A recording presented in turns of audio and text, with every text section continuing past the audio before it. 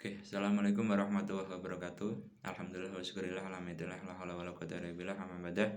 Rabbi israh li sadri wa yassir li amri wahlul 'uqdatam min lisani yafqahu qawli.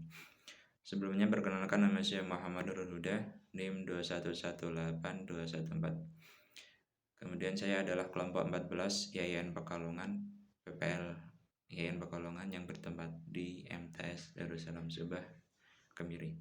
Jadi dari kelompok kami memiliki 10 anak, di mana semuanya alhamdulillah kebagian mengajar materi mengenai agama Islam, karena kita IAIN Institut Agama Islam Negeri. Kita mendapatkan materi mengenai agama. Kemudian yang pertama mungkin mengenai pengalaman membuat perangkat. Jadi membuat perangkat yang pertama RPP, kemudian Protaplomas dan silabus. Kemudian yang pertama mungkin saya akan menjelaskan mengenai membuat RPP. Mengapa dibuat? Karena RPP itu sangat penting bagaimana kita akan melakukan suatu mengajar atau KBM di kelas. Bagaimana kita akan merancang nantinya siswa kita arahkan kemana, kita tentukan dari suatu rancangan atau RPP. Kemudian bagaimana pembuatannya? Jadi yang pertama saya membuat RPP 1 lembar sesuai dengan itu ya yang sekarang. Tapi kemudian saya konsultasikan kepada guru pamong saya. Kemudian dari guru pamong memberikan arahan bahwa mahasiswa yang diampu oleh guru pamong tersebut, saya dan 3 anak yang kebagian guru pamong tersebut, Pak Agus, untuk diarahkan membuat RPP berlembar. Karena apa? Menurut beliau bahwa mahasiswa harus tahu bagaimana latar belakang dari jadinya RPP 1 lembar. Jadi mahasiswa harus tahu latar belakangnya. Jadi kita disuruh untuk membuat RPP berlembar.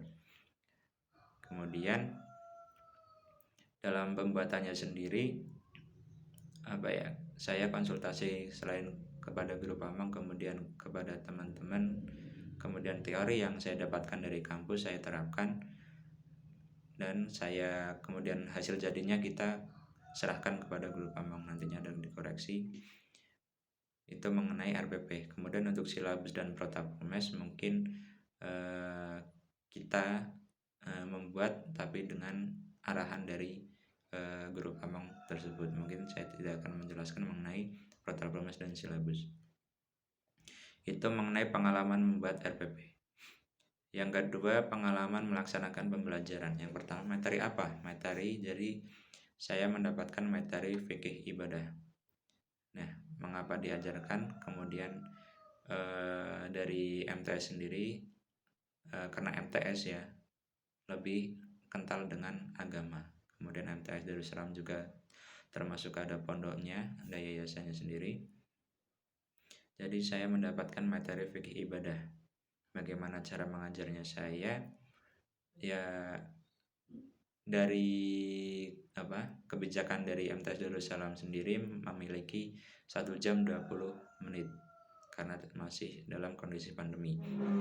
Dari 20 menit itu sendiri, yang pertama 5 menit untuk pembukaan, 15 menit untuk materi, dan 5 menit lagi, 5 menit terakhir untuk menutup. Jadi yang pertemuan pertama saya gunakan untuk seluruhnya materi, kemudian sedikit tugas. Kemudian nanti pertemuan kedua uji kompetensi dan praktek. Itu mengenai mengajarnya fikih sendiri yang diambil oleh saya. Kemudian agar diimplementasikan dari fikih sendiri, bahwasanya fikih lebih banyak mengenai praktek. Jadi bagaimana cara mengimplementasikannya? Jadi saya selipkan yang namanya praktek. Yang pertama mengenai zakat. Jadi saya kebagian 2 bab. Sebenarnya sudah dilampaui 1 bab sendiri mengenai sujud sudah diampu oleh guru pamong saya. Kemudian saya mendapatkan jatah bab kedua yaitu mengenai zakat, dan bab ketiga mengenai puasa. Nah, di bab zakat sendiri, yang pertemuan pertama saya memberikan materi, kemudian kedua tugas, kemudian praktek. Nah, praktek sendiri agar bisa diimplementasikan dalam kehidupan sehari-hari oleh siswa sendiri, saya memberikan tugas yang pertama itu suruh menghafal yang namanya niat zakat, bagaimana melakukan zakat dengan baik. Kemudian saya memberi nilai kepada siswa yang nantinya bisa menghafal kemudian bisa mengimplementasikan di kehidupan sehari-hari. Itu mungkin mengenai pengalaman pelaksanaan pembelajaran saya di MTS Darussalam Subah. Kemudian untuk seluruhnya mungkin saya mendapat pembelajaran yang pertama tentunya dari guru Pawang sendiri. Bahwasanya memberikan arahan yang namanya calon guru harus mengerti bahwa teori dan praktek itu berbeda, cukup berbeda. Jadi mungkin kita mendapatkan teori di kampus, kemudian kita terapkan yang pertama di mikro titik saja sudah berbeda.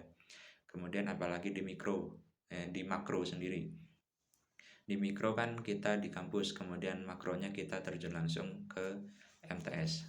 Nah, kemudian saya menyadari bahwa mungkin ya teori sangat berguna, kemudian prakteknya sendiri bagaimana kita di lapangan kita tentukan oleh diri kita sendiri, skill kita sendiri dalam pertama membuat perangkat pembelajaran, penilaian, kemudian bagaimana kita menyampaikan materi sendiri di dalam kelas.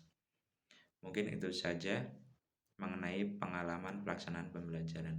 Jadi dari guru Pawang saya sendiri memberikan arahan seperti itu bahwa teori dan praktek berbeda. Harus calon guru harus mengerti itu. Dan kemudian saya merasakan sendiri bagaimana teori yang saya ambil dari kampus kemudian kita terapkan di MTS, saya cukup merasakan cukup berbeda. Jadi semua siswa itu tentunya memiliki sifat, memiliki daya tangkap pembelajaran itu berbeda-beda. Kemudian kita harus menyadari itu semua. Mungkin itu saja dari saya. Yang pertama mengenai pengalaman buat RPP, yang kedua mengenai pengalaman melaksanakan pembelajaran. Sekian dari saya, kurang lebihnya mohon maaf. Assalamualaikum warahmatullahi wabarakatuh.